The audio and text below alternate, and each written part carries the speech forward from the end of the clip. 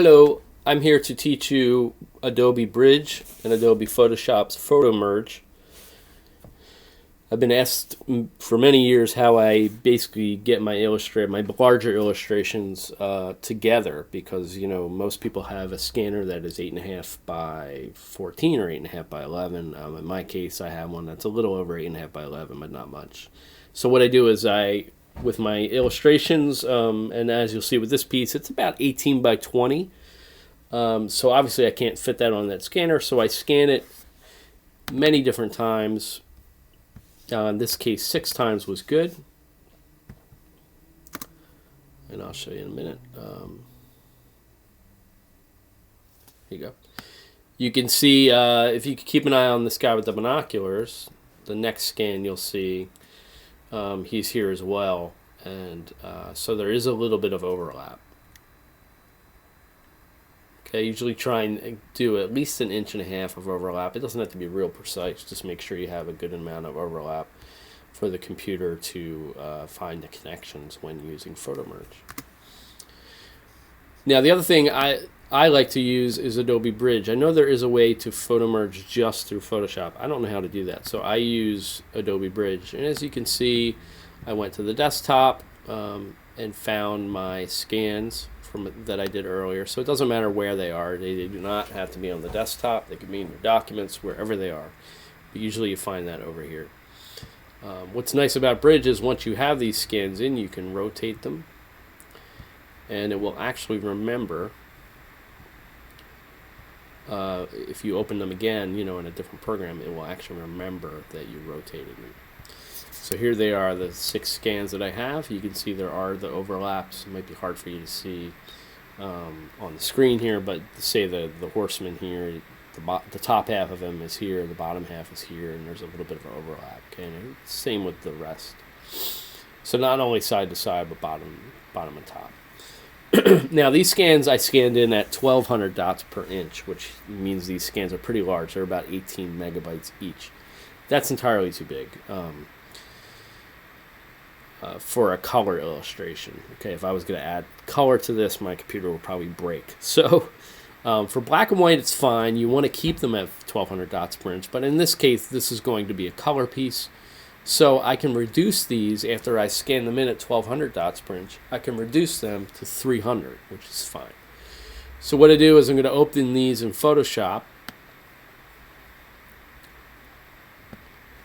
There's many different ways to do that through this program. Ignore that. That was something different.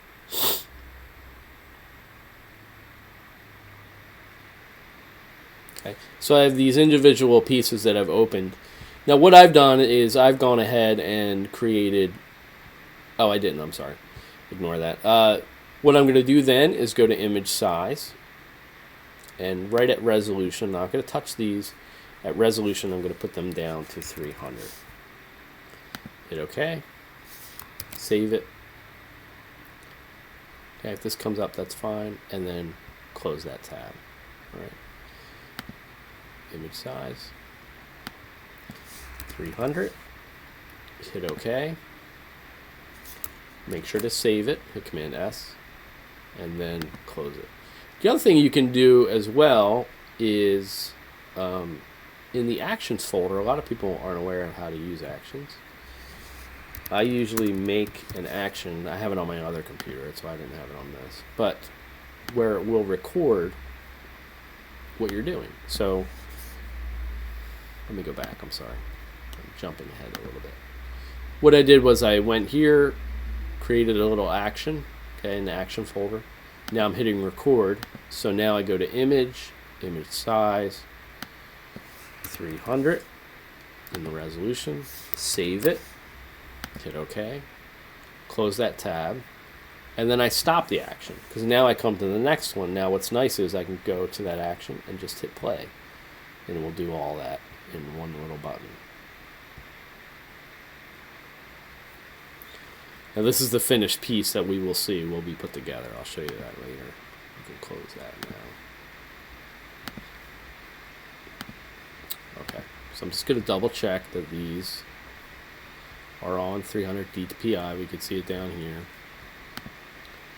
Make sure I got everyone. Oh, one I missed. for some reason.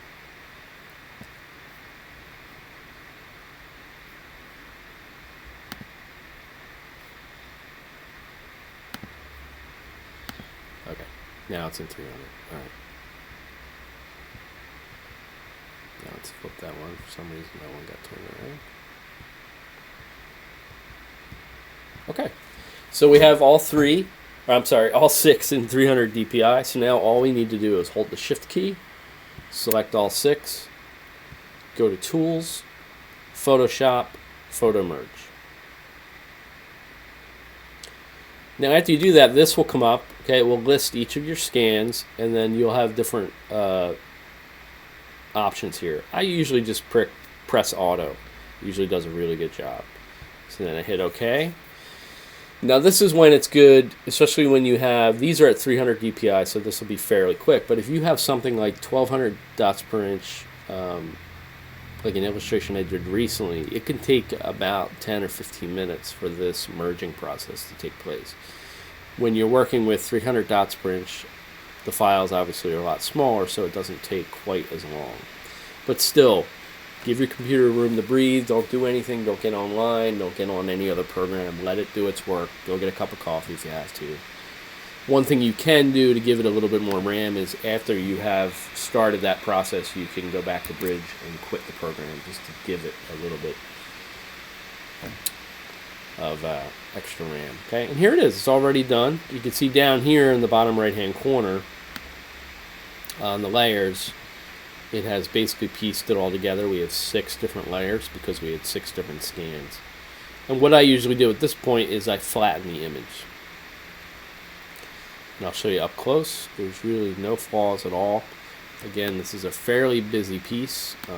Black line art is probably the trickiest for this program to work on, but considering how busy this illustration is, it didn't have any problem. If you have very little line art, like in my case, I did an illustration of a train station several years ago, and because it was basically just a giant triangle, there weren't many little details. The program had a hard time finding where the lines are to match. But something that's color, something that's a photograph, you have several photographs, or as I said, a busy line art piece like this, it really has no problem at all putting it together. So what I did again, I flattened the layers, and now obviously you need to save it. I usually work in Photoshop format, so I would name it whatever, you guys know how to do that. Let's see. Okay.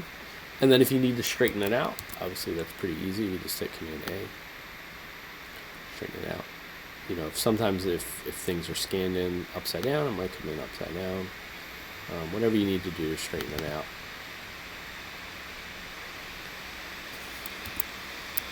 And that's it. That's pretty much it. I hope that helps.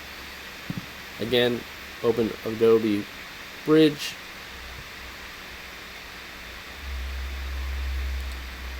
And you select your pieces. And you go to Tools, Photoshop, and Photomerge. Tools, Photoshop, Photomerge. Okay? Thanks.